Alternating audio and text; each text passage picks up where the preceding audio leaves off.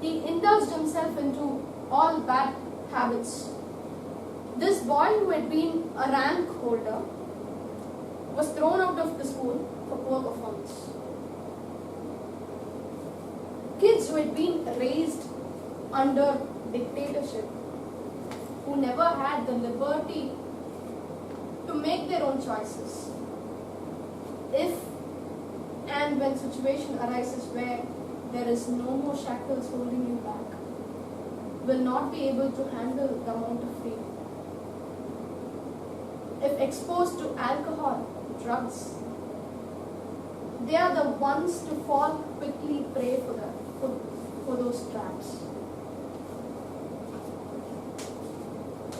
I came across a nicely written nail in the forehead article by Barbara Adine, psychologist. She says that people nowadays are pouring the art of forming meaningful bonding with others. In her opinion, she states that technology is one of the main reasons. We can always be in constant touch with whomever we want, no matter where they are. That destroys both the beauty of having a face-to-face, emotional and social conversation, and also the personal space required by each other to make a relationship grow. A phenomenon she calls join at the hip syndrome, where we are literally around our partner all the time without any emotional or physical apartness. This is also one of the main reasons why most of the marriages fail.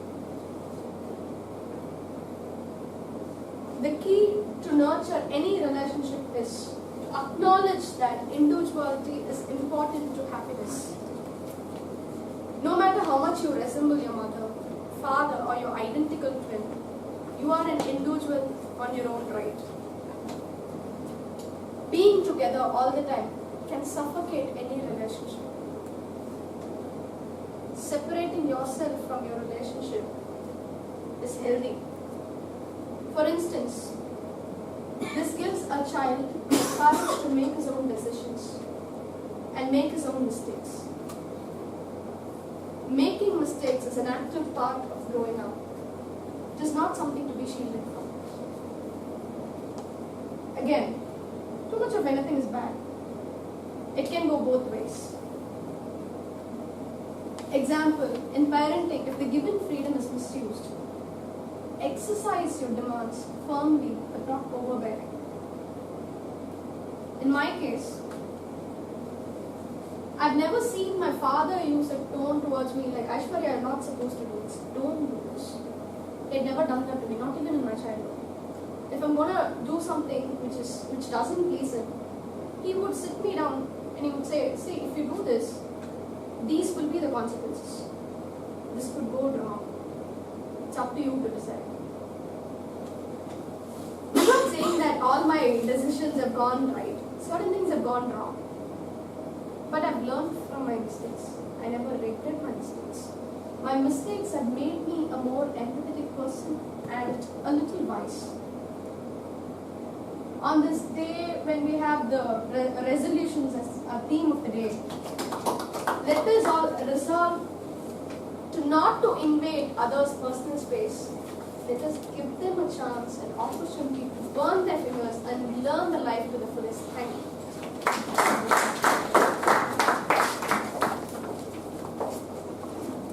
Thank you, Toastmaster Aishwarya. I completely agree with you when it comes to personal space. And let's not forget the overbearing boyfriends or the overbearing crushes that boys or even we sometimes have on boys. Every 10 minutes, hi, how are you?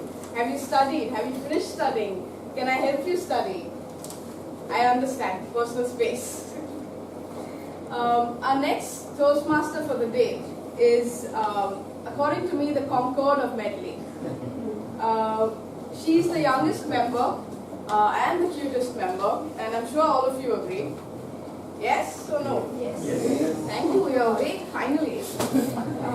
She's a student of journalism at MOP Vaishnav, and this is my favorite part. Her New Year resolution for 2016 is to speak a little slowly.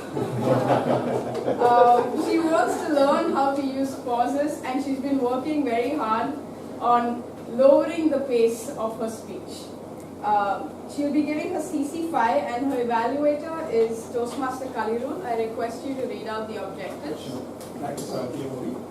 My target speaker, Toastmaster Janani, is delivering project 5 from the CC memo. Your body speaks. Her speech objectives are to use the stance, movement, and gestures, facial expressions, and eye contact to express the message and achieve the speech purpose from the earlier CC manuals. And also make sure that the body language is smooth and natural and not rehearsed. Timer, please note that time allotted is 5 to 7 minutes. All the best, Toastmaster. I invite Toastmaster Janani up for her CC5. The speech title is Angels Walk Among Us.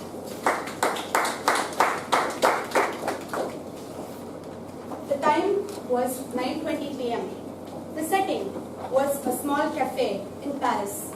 Paris was functioning as it always does, a city of light, color, revelry, and joy. The people of Paris were sitting in the cafeteria, chatting, preparing to go about their night's work. All in all, a normal night in Paris.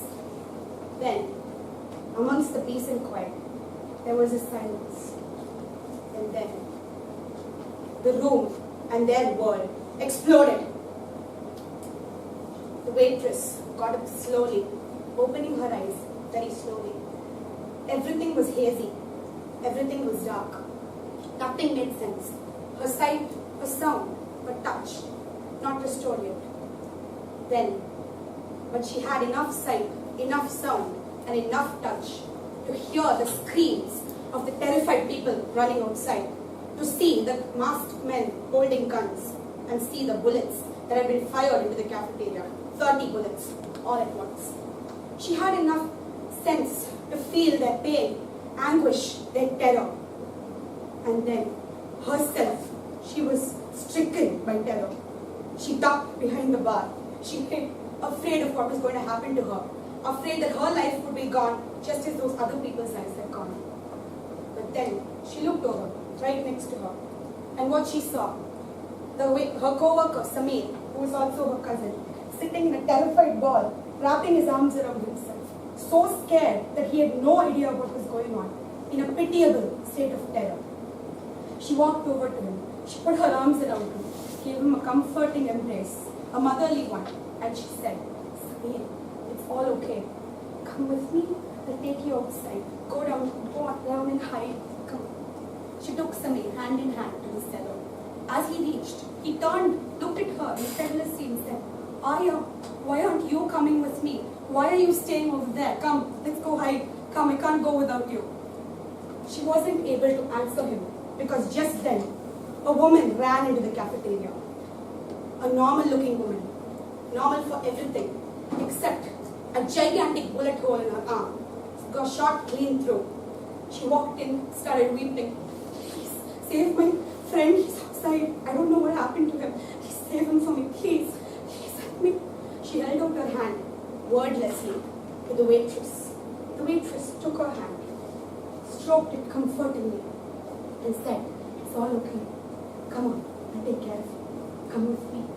She took the woman down to the basement where Samir was hiding, treated her injured wounds with shaking hands, put her to sleep right there, and told Samir to watch her. Then, despite Samir and the girls begging, she ran back outside.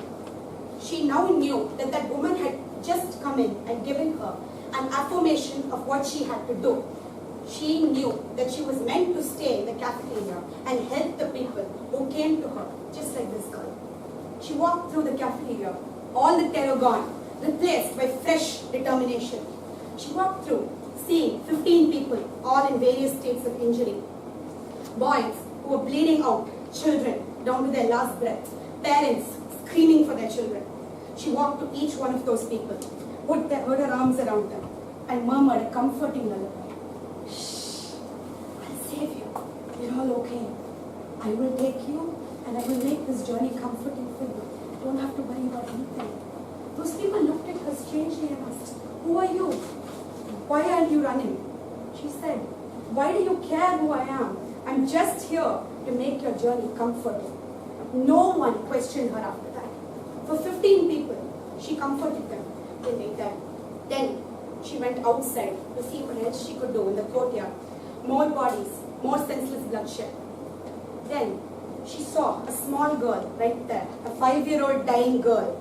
She was overstricken by motherly compassion. She walked to her and held the little girl in her arms and comforted her, and she bled out. The girl's dying words to her were, "Miss, are you an angel?" She said, "Child, angels live in heaven. This is earth. This is a battlefield. And I'm not an angel." The girl said, "But you're my angel." And those were the words that she said before she bled out. And the waitress held her hand till she died. Her good luck had been great so far, but she knew that gunmen were on the prowl just 30 yards away with their terrifying instruments ready to shoot anyone who walked by. But then she thought about running for a minute. Then she said, "What's the use of me running? It's just senseless. I'm here to help these people, and I don't care if my life is in danger." She walked on. But then she was right. She did get shot right in the leg. And then she passed out. The paramedics came to look for her. They saw her holding the hand of the little girl who she'd been comforting just a minute ago. She made a full recovery after being transferred to hospital. The press was enamored by her and asked her. They hailed her. They asked her, "Who are you and why did you do this? Why didn't you run with your cousin and hide underground?" She said, "How could I leave those people to be abandoned? How could I leave them alone? I'd rather die than have my life be rescued instead of these people. I promised them that I'd look after their loved ones. Even if those promises were empty, even if they knew I meant nothing, how would it have felt for them to hear that someone cared enough about their loved ones to promise to protect them? They died in peace with a smile on their lips, and that's all I wanted." The waitress, this is the true story of Jasmine El Yousfi. She, as a Moroccan immigrant to Paris, a waitress in the cafe during the Paris attacks, she was a steady hand, and with a straightforward words, she helped these people. She looked after them. She saved them. She is the angel in my story. You might wonder, why do I call this waitress my angel? She said to that little girl, "Angels don't live on earth. Angels live in heaven." The little girl was right. She's not only the little girl's angel, she's my angel too, and a lot of other people's angels. She, her spirit, her compassion, her bravery, her determination, everything burns as bright as her smile, and that was what sent people into heaven with extreme happiness. She was their angel. She's my angel. She's a lot of people's angels. For people who say that angels don't live on earth anymore, angels walk among us. Jasmine is an angel. Thank you.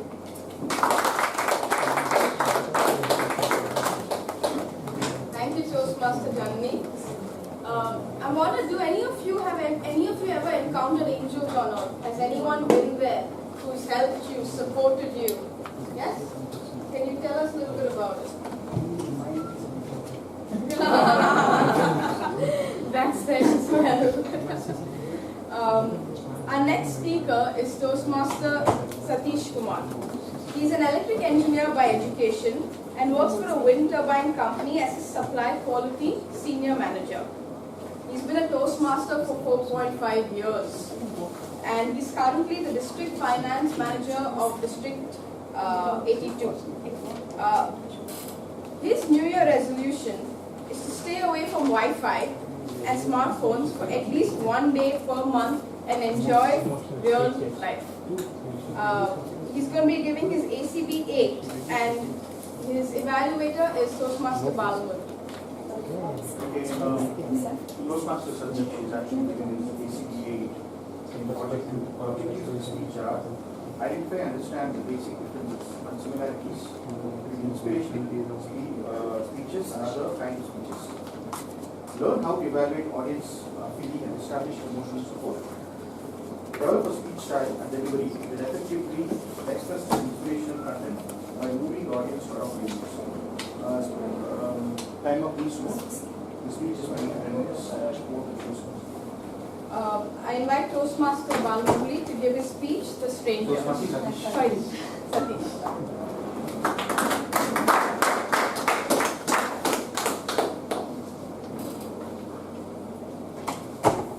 Each day, we stood shoulder to shoulder, occupying the same space, breathing the same air. Still, we remain strangers. Good morning, fellow Toastmasters and guests. Do you know the top 3 fears of a human being? Public speaking. Fear of light. Fear of light. Okay, flight. Death.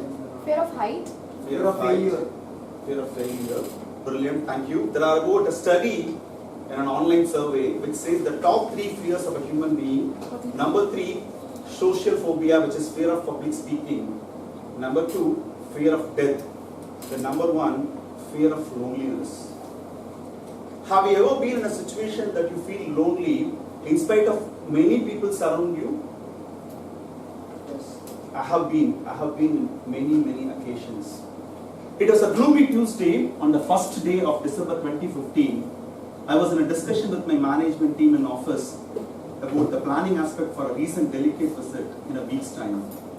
Suddenly, we received a phone call from my Riddles factory. That factory started getting water inside because of the flood and opening of a nearby lake. Even though we stay little opposite direction of the factory in Riddles in Chengalpet, our factory also not so really great. Immediately, we were asked to leave the office in the early afternoon after having our quick meal. I used to commute through office car from my home to office. That day, I was asked to get into the office bus which will be used by my office staff for commuting daily.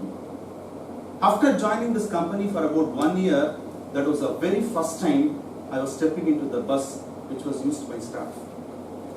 It was a very old non-air conditioned bus. Because of the heavy rain, all the window seats are being drenched with water. Somehow, I managed to find a less drenched seat in one of the window seats. I really bad at striking conversation with anyone new to me. Of course, they are all my colleagues and teammates whom I have not interacted with them closely. In order to stay away from the conversations, I decided to sleep for an hour. Normally, the journey will take an hour and a half to reach my home.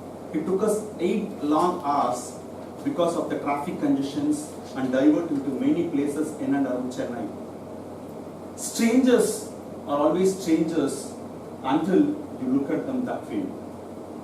After an hour of sleeping, I could not able to resist myself from starting the conversation with my colleagues and unknown teammates.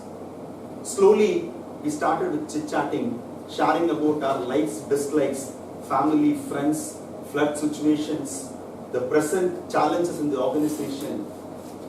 I started realizing after a few hours of discussion, they were no longer a stranger for me. I started realizing they are all friends or whom I know them for ages. After this few hours of conversation during the bus journey, made me realize they were no longer strangers. A week after, when I went to office, when I looked at them and talked to them, it was very easy for me to interact with them and get works done, comparing a situation a week ago. Exactly 8 o'clock in the same day, I landed into the Alathur metro station after 8 long hours of a journey. I was left with no other option to reach my 6-kilometer home by walking. I decided to walk. About initial 2 hours, 2 kilometers of walking, it was not about challenging. I could able to sail through. The moment I was coming closer to the Alathur subway, I could see it was totally submerged with water about 12-15 feet. Then I decided I can take the sideways route to reach the other side of the subway. After a few meters of walking towards the sideways of the road, I could see the staircase which is reaching the other side of the subway was almost filled with water. I was standing in the knee level water with a few other strangers at the night time. As like bus journey, it did not took me a few hours to strike the conversation. Immediately I approached the person who is coming from the opposite direction, the best way to pass the other side of the subway. With a big caution notice, he asked us to go through few lanes of the street to reach the backside entrance of the St. Thomas More station. These 7 of us strangers immediately made a queue and walking one behind the other by holding our hands. Those 7 people, I had never seen them in my lifetime. This 7 people includes 2 drunkard citizens as well. Every step we take forward, we are getting into the depth of the water. The moment we reached the backside entrance of the St. Thomas More station, we were about waist level of water. Somehow with these all strangers, we could able to reach to the station backside. Now, we are not left with any other route to enter into the station to go out of the place. Only route left with us to pass through the train which was parking in the platform. It was, the entrance to the train was about 7 feet from the ground level. We were all helping each other, lending our hands and pushing one after other inside the train for them to pass through the station. Since I was the taller and the one came last, I was helped by Raju and Ramesh to pull myself about the 7 feet in getting into the station. Those Raju and Ramesh were the 2 drunkards who were strangers for me an hour ago. When I put my foot down into the railway station, I realized if I would have not broken my thought process of asking someone for help in the deep night, if I would have not broken my thought process to form a queue with the 7 few strangers, I doubtful whether I would have made it on the day. It would have taken me more worse situation to reach home. Strangers are always strangers when you look at them that way. The